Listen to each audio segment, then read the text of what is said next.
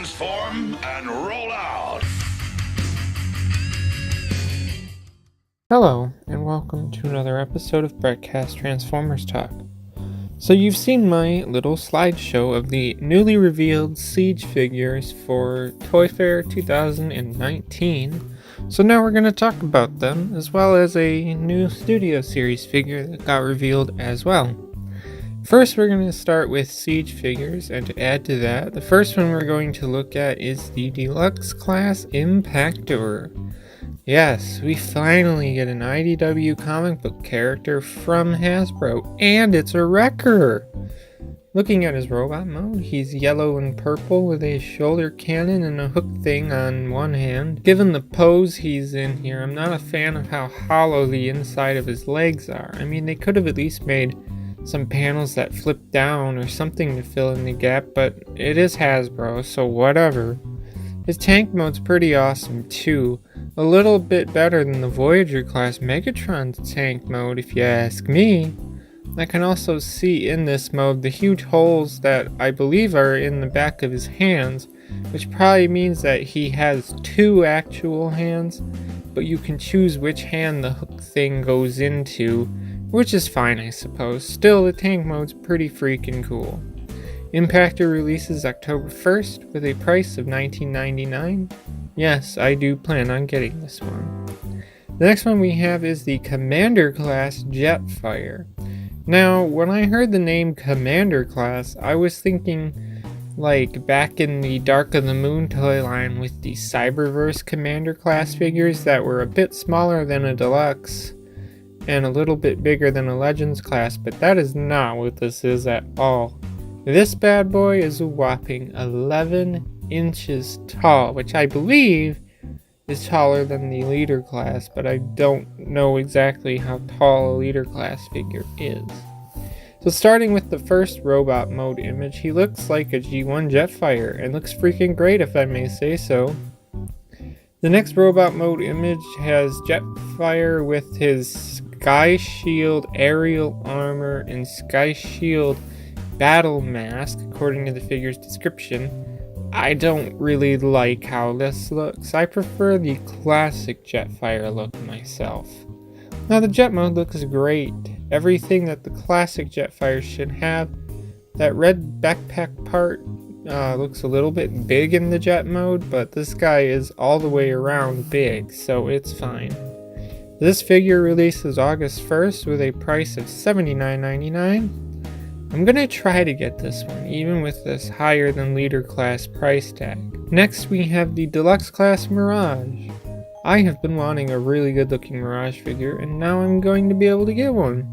Starting in robot mode, Mirage looks great. He's blue and white in a race car and looks very G1, though I don't remember him having a shoulder cannon, but that could just be me not remembering correctly. In car mode, it still looks great. I like how they hide the arms under the spoiler, and it actually doesn't look bad there either. I am curious though, because in robot mode there are wheels behind the legs, and it's curious where the other two wheels will end up.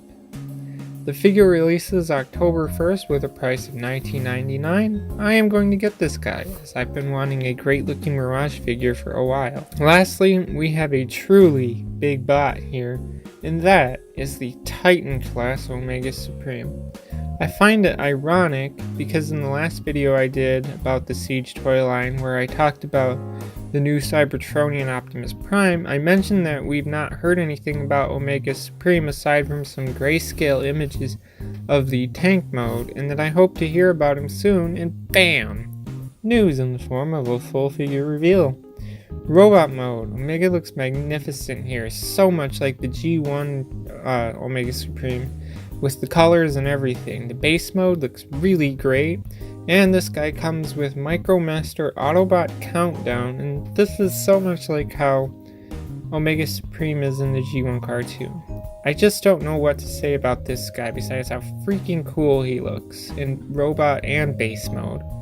Micromaster is a little bit bland, but I've never been into the Micromasters and Battle Masters, so it's whatever for me. This figure releases August 1st with a price of $159.99, which, in the last video, I did throw out a guess of around $150 for Omega Supreme, and I was not too far off. As much as I would love to have Omega Supreme, that price tag is not going to be something my wallet will open for. Plus, I know that I'll never see Omega Supreme in any of the stores I have access to. So as much as I want him, I probably will not get him, and if I'm honest, it's easier for me to pass on higher price figures like this over something like Siege Ultra Magnus or even Jetfire. Now real quick, we have to go to the Studio Series side of things here for a recently revealed figure.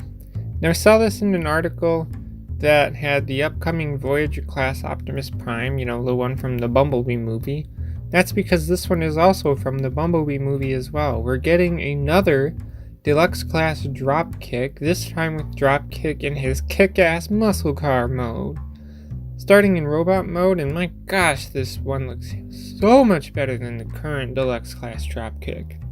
The head sculpt is much more accurate, and overall, just looks so much better than the current Dropkick figure. I find it interesting that one set of wheels is under the shoulders and the other are on the forearms, so it'll be interesting to see how this figure transforms. Shifting over to vehicle mode, I can't say enough that this is the Dropkick I've been waiting for, and I'm sure some of you out there have as well. This will look a lot better with the upcoming deluxe class Shatter because she's in muscle card mode too. I'm not sorry for bashing the current Dropkick figure, but that figure is pretty pathetic in my opinion. I'm going to buy this version of Dropkick. I may sell the helicopter version of him. I know he's supposed to be a triple changer, which is why I said I may sell that figure. I also may keep it and let this version be the one that sits on my shelf. I imagine this will cost $19.99, and I have no idea when it'll release, probably around the same time the new Voyager class Optimus Prime releases. Still talking about Studio Series here, I was planning on getting the upcoming Voyager class Optimus Prime, the one from the Bumblebee movie, but I just got the 2007 movie Studio Series Voyager class Optimus Prime, and I have the Voyager class Siege Optimus Prime, which is very G1 style.